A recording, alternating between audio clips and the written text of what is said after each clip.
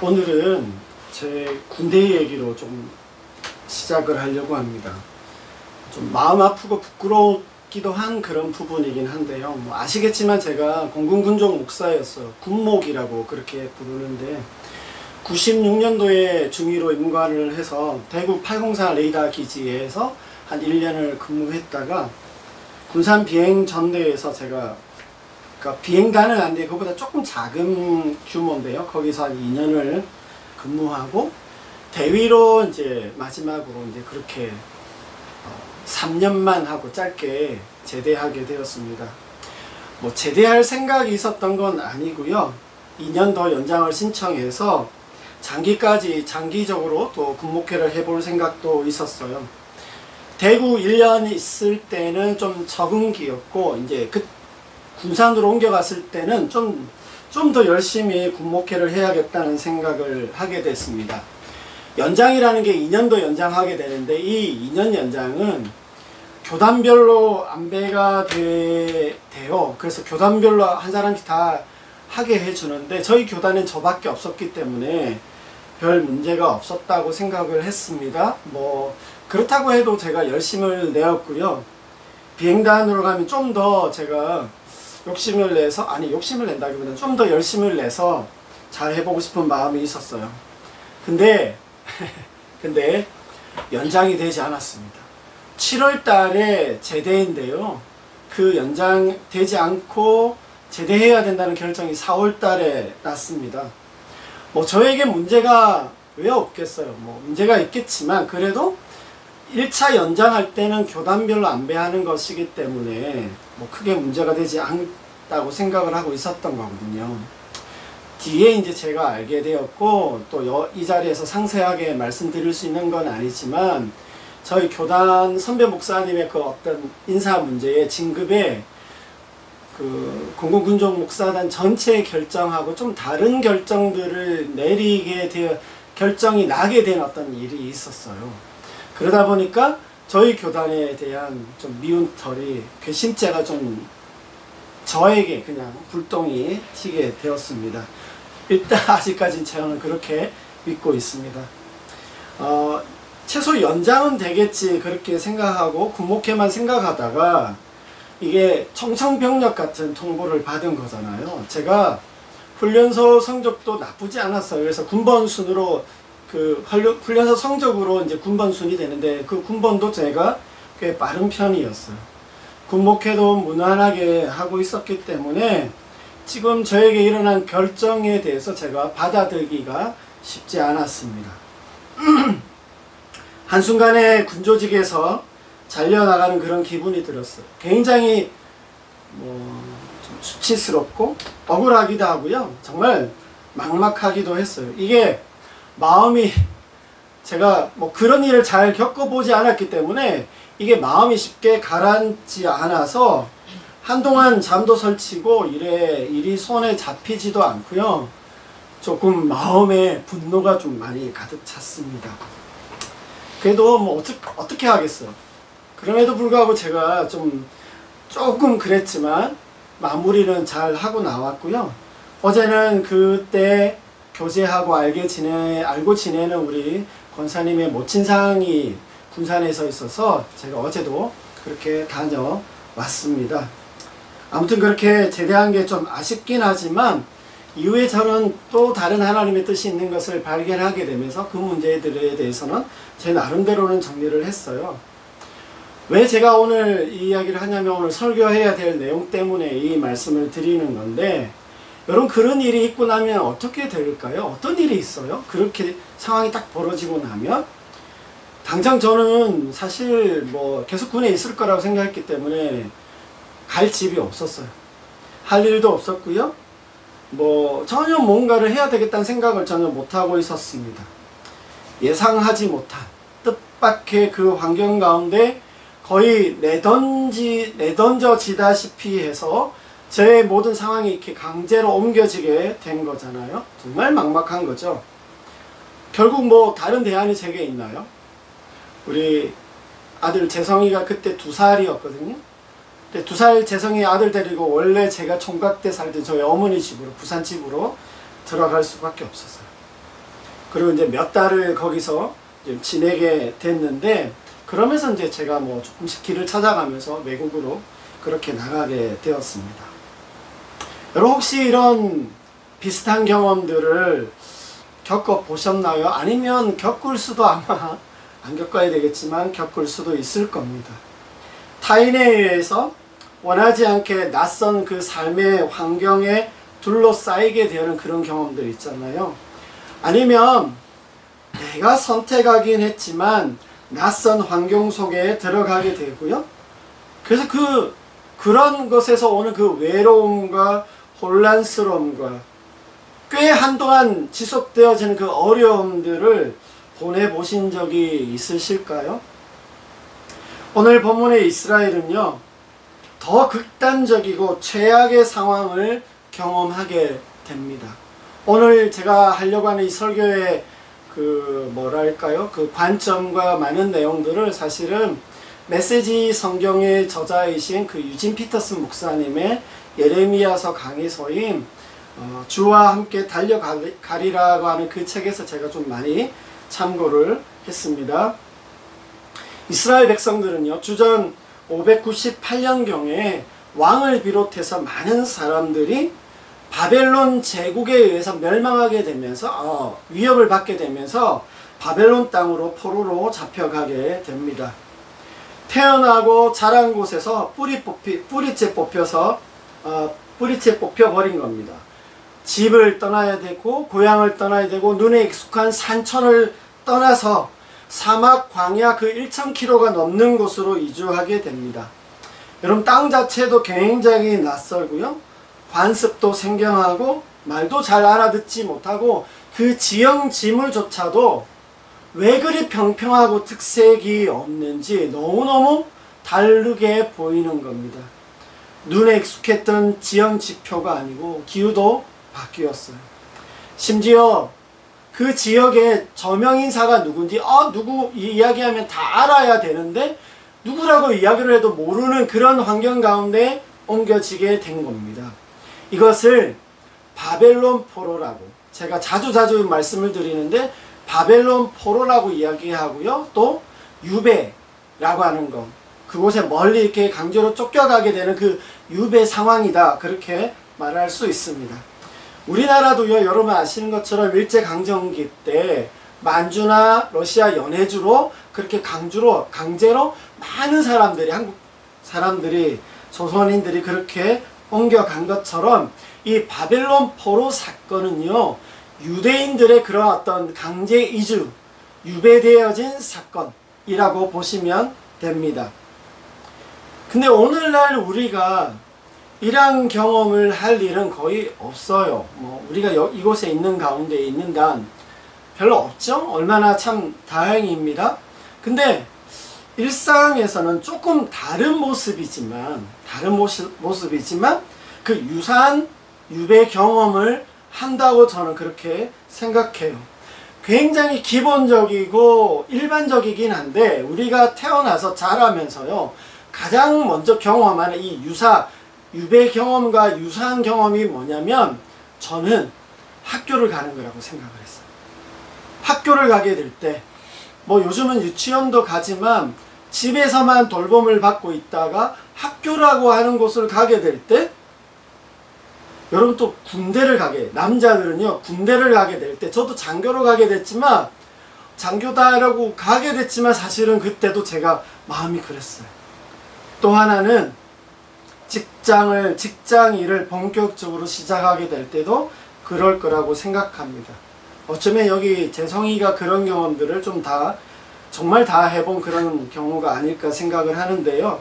이게 굉장히 일상적이고 일반적이긴 하에서 사실 쉽게 그렇게 하나보다 하고 그렇게 갈 수 있지만, 어떤 사람들에게는요, 이것이 굉장히 충격적으로 다가오는 그런 경험들을 하는 경우들을 제가 많이 듣고 보기도 했습니다. 그리고요, 우리가 이렇게 살다 보면, 인생길을 가다 보면 원치 않게 이런저런 유배 경험들을 하게 됩니다. 말 그대로요, 생각지도 못한 그 상황과 처지를 처지해 있게 되는 겁니다. 편안하고 익숙하고 환대받는 그런 환경 속에 있다가 굉장히 낯설고 거칠고 막막하고 굉장히 어려운 그 힘든 환경 속으로 들어가게 되는 일을 경험하는 겁니다. 이것이 나의 부족이나 실수로 그렇게 될 수도 있겠지만 앞에 제가 저의 경우를 말씀드린 것처럼 외부의 어떤 요인이나 결정들에 의해서 이런 유배 경험과 같은 유사한 경험들을 우리가 하게 될 수도 있다라고 하는 겁니다. 여러분, 제일 직격탄이 뭔지 아세요? 우리 인생에서 이와 같은 경험들을 하게 되는 가장 큰 직격탄은 경제적인 어려움 때문에 겪게 되는 일들입니다. 그래서 어느 한순간 굉장히 극단적인 환경으로 이사를 해야 될 수도 있고요.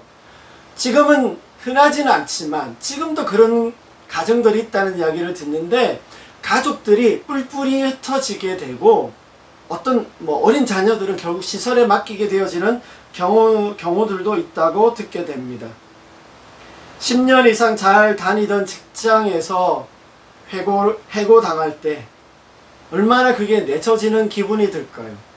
사실 이 30대까지는 그래도 뭔가를 선택할 수 있지만 제가 40대를 지나고 보니까 이 40대가 넘어가고 나면 선택을 당하게 됩니다. 선택할 그 여지들이 별로 없어요. 또 하나는요, 여러분, 사고나 그 재난 등으로 뜻밖의 그 상황 가운데 내몰리게 되면서 그 외적 환경뿐만 아니라 내적으로도 엄청난 변화를 경험하면서 뭔가 강제로 환경에 ом겨지게 되는 듯한 일을 경험하게 된다는 겁니다. 사실 이와 같은 일들이 우리 삶에서 경험하지 않는 게, 하지 않는 사람들도 많고 않는 게 가장 좋겠지만 살면서 이런 일들을 많이들 겪게 됩니다.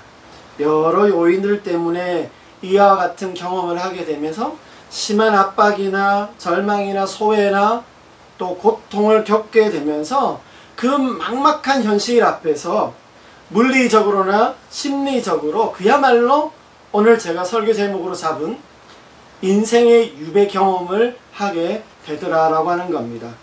오늘 유대 백성들은요, 이런 경험 중에 최악의 극단적 경험을 하게 된 겁니다.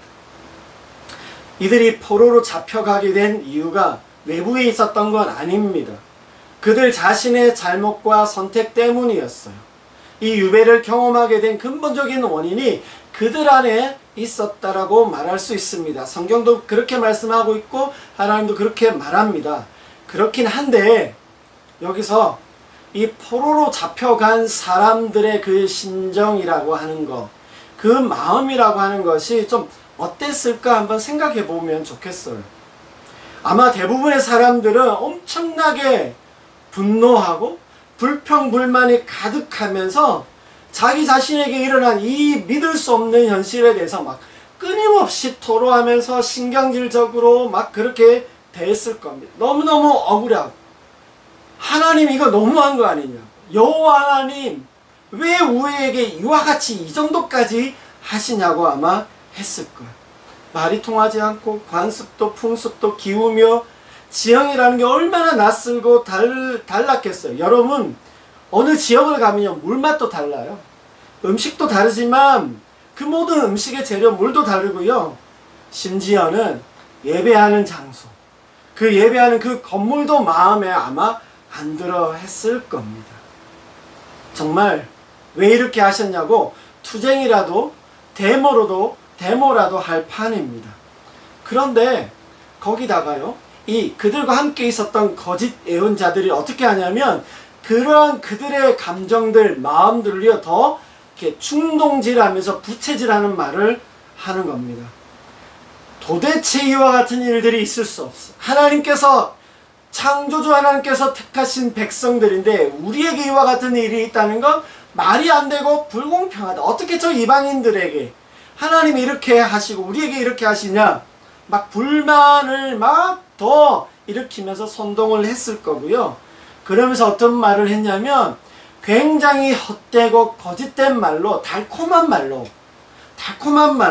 희망을 주고 위로를 주는 말들을 했어요.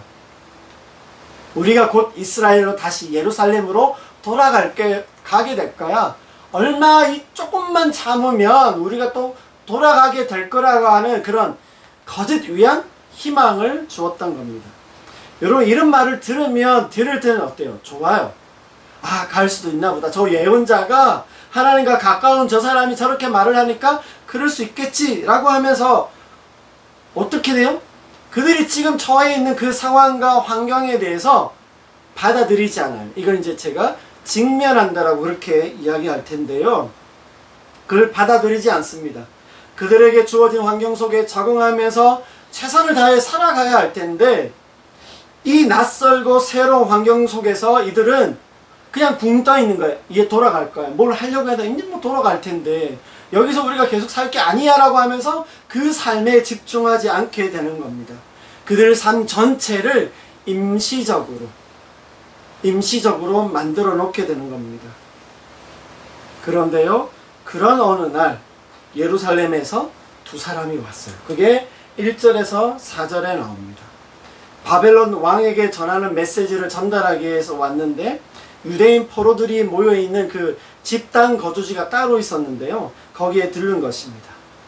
예루살렘에서 두 사람이 왔대요. 거짓 선지자들은 그렇게 얘기했죠. 이제 돌아갈 거다라고 이야기했고, 예루살렘에서 두 사람이 와서 편지를 들고 왔대요. 얼마나 흥분이, 그쵸?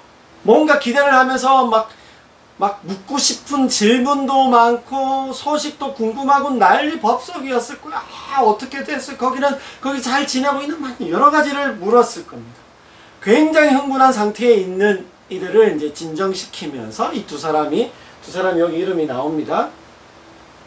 예레미야가 보낸 편지를 전달하게 되는데, 그 내용이 5절에서 9절에 나오는 말씀입니다. 이 말씀을 이제 제가 다시 한번 읽어보도록 그렇게 하겠습니다. 5절에서 9절 말씀 제가 다시 한번 읽겠습니다. 너희는 집을 짓고 거기에 살며 터밭을 만들고 그 열매를 먹으라. 아내를 맞이하여 자녀를 낳으며 너희 아들이 아내를 맞이하며 너희 딸이 남편을 맞아 그들로 자녀를 낳게 하여 너희가 거기에서 번성하고 줄어들지 아니하게 하라.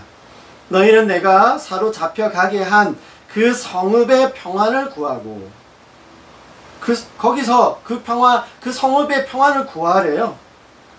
그를 위하여 여호와께 위하여 기도하라. 이는 그 성읍이 평안함으로 너희도 평안할 것임이라. 만군의 여호와 이스라엘의 하나님께서 이와 같이 말하노라. 너희 중에 있는 선지자들에게와 점쟁이에게 미혹되지 말며 너희가 꾼 꿈도 고지 듣고 믿지 말라.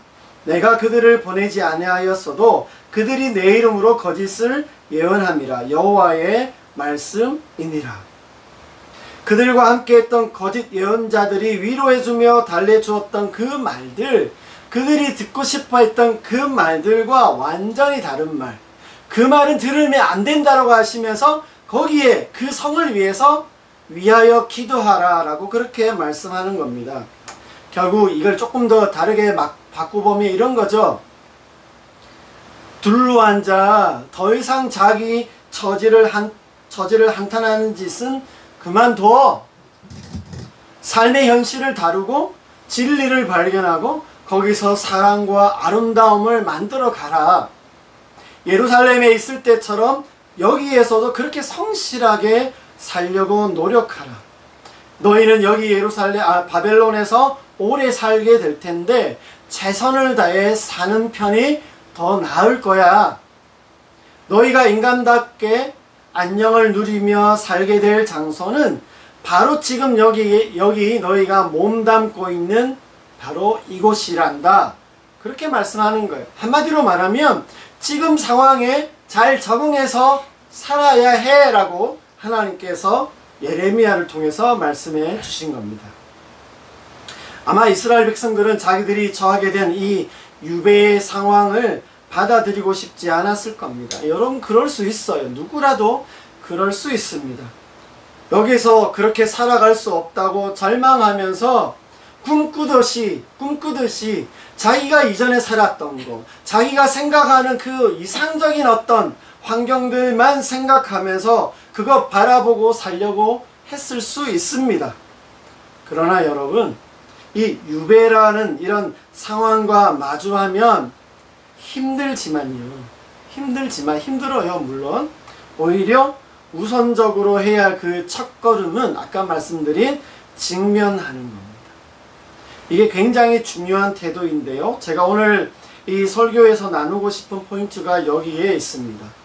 사실 이 유배의 경험을 하게 된다라고 하는 거, 여기에서 벗어날 수 있을 거예요, 이전의 것을 회복할 수 있을 거예요 라고 말하는 거 쉬워요. 그리고 누구나 그렇게 말하면 사람들이 좋아할 걸 압니다. 그래서 무수하게 교회들이 그런 이야기들을 계속 쏟아놓고 있는 중이긴 해요.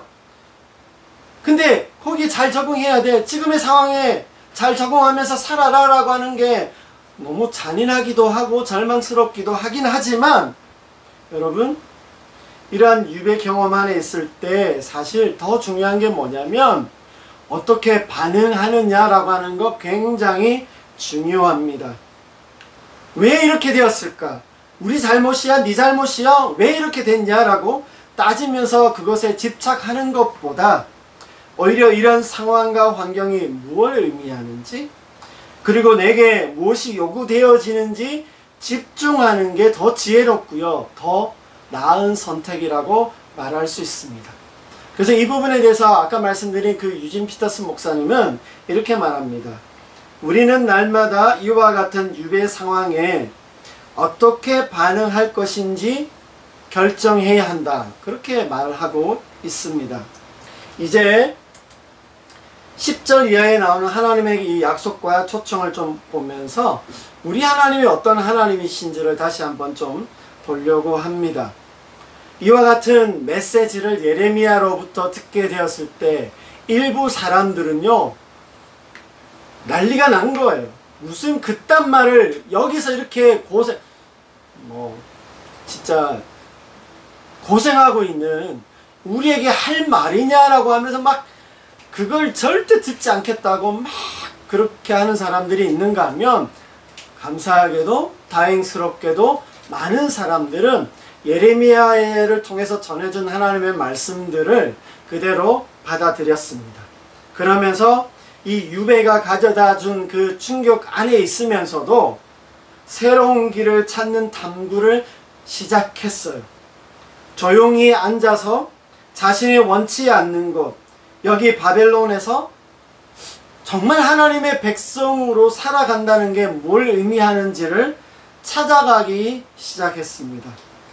유진 피터스는요, 이 목사님은 이 시기가 이들이 바벨론 포로로 잡혀가고 바벨론 땅에 있는 이 시기가 어쩌면 유대인들의 역사에서 가장 창의적인 시기가 되었다라고 그렇게 말하고 있어요. 저는 이야기를 들을 때 소름, 정말 놀랍다라고 하는 생각을 했습니다. 그들은 자기의 정체성을 잃지 않으려고 오히려 그것을 찾으려고요, 과거 어느 때보다도 더 깊이 더 새로운 삶의 방향을 정하고 기도하게 되었어요. 그들에게 낯설고 굉장히 새로운 환경 가운데 들어갔지만 오히려 그 가운데서도 더 깊게, 더 견고하게 하나님의 백성된 삶을 살아가려고 탐구하기 시작했고 더 깊이 하나님을 만나게 됐다는 거예요. 그래서 이 시기 때에 모세와 또 예언자들의 그 방대한 내용들의 글을 읽으면서 사본으로 만들고 묵상하기 시작했다고 합니다. 이게 굉장히 중요한 모습이고요. 그래서 우리가 해야 할 두 번째 할 일이 뭐냐라고 했을 때, 여러분, 거기에서도 유배 상황 가운데에서도 하나님을 깊이 묵상하고 하나님을 만나야 한다라고 하는 것입니다. 거기에도 계신 하나님, 여기에도 계신 그 하나님을 만나야 한다라고 하는 겁니다. 그럴 때에 여러분, 오히려 우리의 신앙과 또 우리의 삶이라고 하는 것이, 인생이라고 하는 것, 생활이라고 하는 것이 더 깊어질 수 있고 더 풍성하고 부요해지기 시작할 수 있다라고 하는 겁니다. 10절 이하에 나오는 이 하나님의 약속은 바로 이러한 것에 대해서 약속하고 계신 말씀드린 것이에요. 이걸 기억해야 되는데, 제가 이제 유진 피터슨 목사님의 좀 말들을 좀 길게 인용을 할 텐데요. 이 말들이 너무너무 좋았어요. 정말. 함께 제가 좀 읽어보도록 그렇게 하겠습니다. 유배라는 과격한 자리 바꿈이 진실을 왜곡하는 친숙한 전제로부터, 말이 조금 어렵지만 이해가 하실 수 있을 거라고 생각해요. 그들을 단절시켰으며 예전엔 상상도 못한 깊이와 높이를 볼 수 있게 해주었다.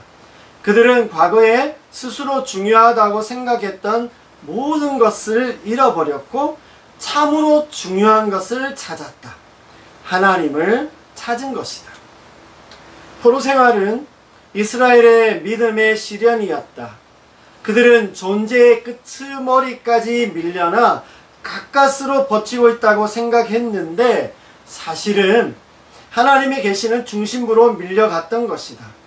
포로 생활은 그들을 삶의 변두리로부터 소용돌이 속으로 밀어넣었는데 그곳은 삶과 죽음, 사랑과 의미, 목적과 가치 등의 문제가 역동적인 일상을 형성하고 장차 그들을 인도할 하나님과 함께 하도록 촉구하는 그런 곳이었다.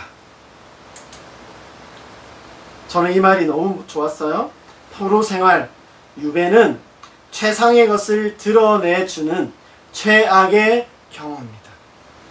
최상의 것을 드러내주는 최악의 경험입니다. 본질적인 것을 만나는 경험을 하게 해주는데 다름 아닌 하나님을 만나게 되는 것입니다. 최상의 것을 드러내주는 최악의 경험입니다. 여러분, 최악의 경험 속에서 최상의 것을 경험할 수 있는 게 우리의 믿음인 것입니다. 여러분은 이런 유배 경험들이나 유사한 상황들 속에 있어 보셨을 것이고 또 앞으로 있을 수 있을 텐데 어떻게 반응하시겠습니까? 어떻게 반응하셨어요? 지금 그런 경험들의 한가운데 서 계신 분들도 계실 겁니다. 아니, 어쩌면 이미 겪었고요. 시간도 좀 많이 지나갔어요. 그래서 제법 익숙해지면서 잘 적응해서 살고 있는 중일 수 있을 겁니다.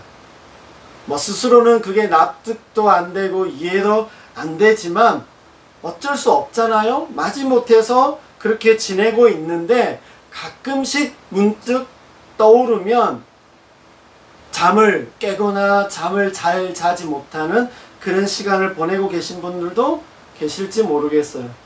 또 어떤 경우는요, 조금 더 먼 시간 어떤 기억 속에서 저 멀리 잘 묻어 두었는데 지금은 어쩌면 그게 구체적으로 잘 생각도 나지 않고 그런 일이 있었는조차도 잘 어렴풋하지만 그래서 왜 그런 일이 있었는지 그게 내 삶에 어떤 의미로 다가왔는지 그 속에서 과연 하나님은 선하게 내 삶에 역사하셨는지에 대해서요, 그것들도 같이 묻어둔 거예요.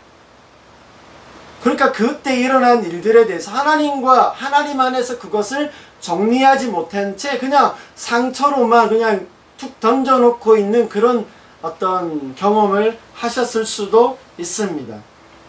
여러분들 어떤 경우이신가요? 어떤 경우이세요? 결국 여러분, 지금 나의 상황을 잘 받아들이지 못하고 왜 이러시냐며 의문과 억울함과 불평에 사로잡히면 하나님이 계획하신 그 온전한 삶을 우리가 제대로 누리지 못하게 될 수도 있습니다. 유배라고 하는 그 극단적인 상황, 불편한 상황이 우리가 하나님 안에 있으면서 어떻게 하나님께서 선으로 바꾸어 가시는지 우리가 보게 되면 좋겠습니다. 중요한 게 뭔가요? 현재 우리의 자리가 어디가 되었든지 그곳에서 하나님께 집중하고 묵상하며 계속적으로 하나님을 신뢰하며 나아가게 되면서 마침내 하나님께서 그것을 선하게 좋은 것으로 바꾸어 주실 그 하나님을 좀 바라볼 수 있어야 한다라고 하는 것입니다. 하나님은요, 지금 우리의 유배의 어떤 그 상황들, 지금의 우리의 어떤 상황들에 대해서 그것을 통해 오히려 진정하게 하나님을 발견하게 하실 것입니다.